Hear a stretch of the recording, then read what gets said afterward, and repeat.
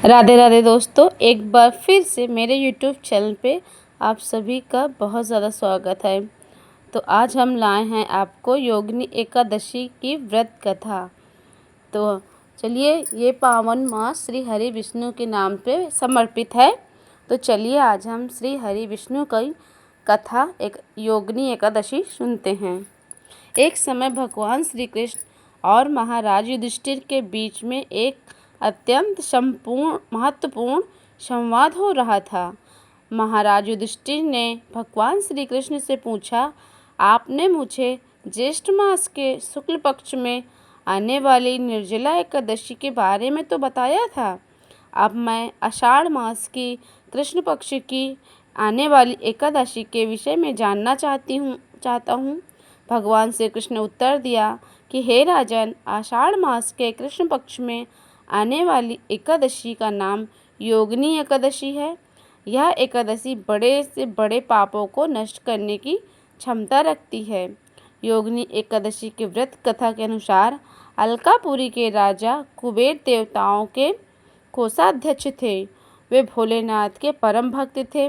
उनके नगर में हेमामाली नाम का एक सेवक रहता था, जो प्रतिदिन मानसरोवर से एक विशेष प्रकार का पुष्प लेकर आता था और भोलेनाथ की पूजा के हेतु कुबेर को प्रदान करता था।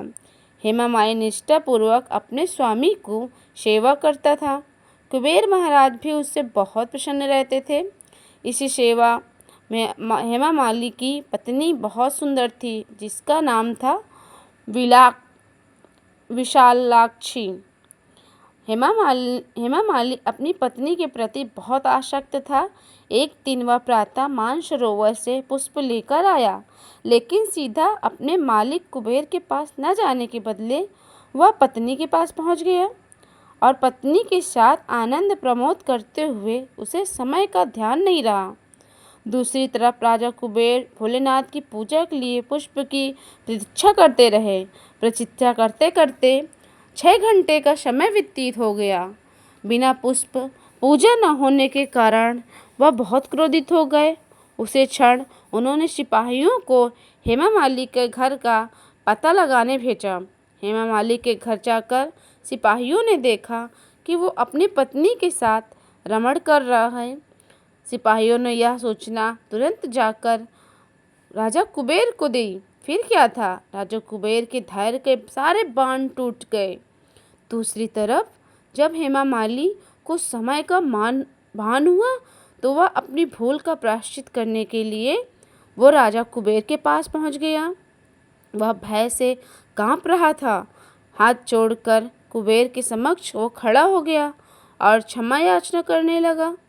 लेकिन कुबेर अत्यंत रोष में बोले कि मूर्ख, तू महापापी है।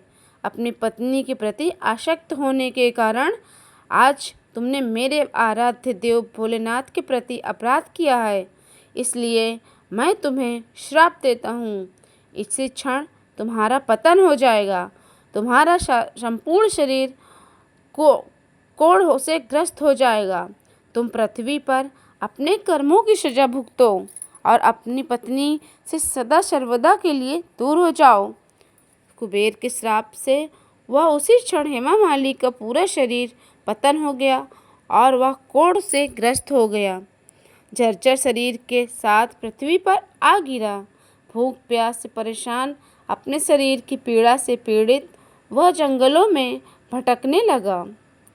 अनेक वर्षों तक वह यातना भुगतता रहा, परंतु भोले की उपासना में सहायता करने के कारण उसकी चेतना शुद्ध और सात्विक बनी रही।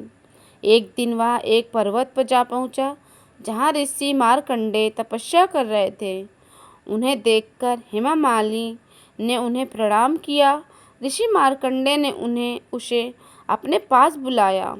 फिर पूछा, तुम कौन हो? इस प्रकार जंगल में किस उद्देश्य से भटक रहे हो? तो हेमामालिनी ने अपने जीवन की सारी पीड़ा ऋषि मार्कंडेय को बता दी और अंत में हाथ जोड़कर बोला, हे ऋषिवर, मेरे कुछ पुण्य कर्म थे जिसके कारण मुझे आपके दर्शन प्राप्त हुए। कृपया आप मुझे इस पाप से मुक्त होने का मार्ग दिखाएं। हेमा मालिनी की प्रार्थना सुन ऋषि मार्कंडे बोले, आने वाले आषाढ़ मास में कृष्ण पक्ष में एकादशी आएगी।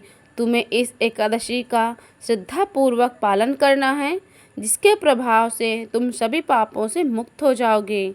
हेमा मालिनी ने योगिनी एकादशी के व्रत का पालन का संकल्प किया और वहाँ से चला गया।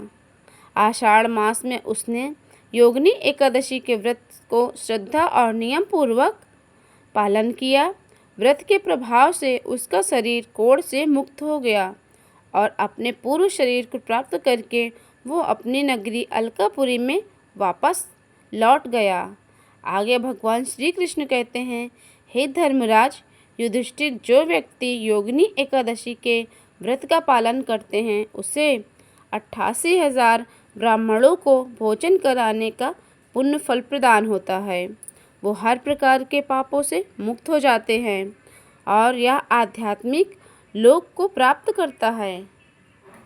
तो ये थी एक छोटी सी कहानी जो योगिनी एकादशी को समर्पित है। तो ये कहानी कैसी लगी आप सभी कमेंट में श्री हरि विष्णु की जय अवश्य लिखिए। तो बोलिए नारायण नारायण।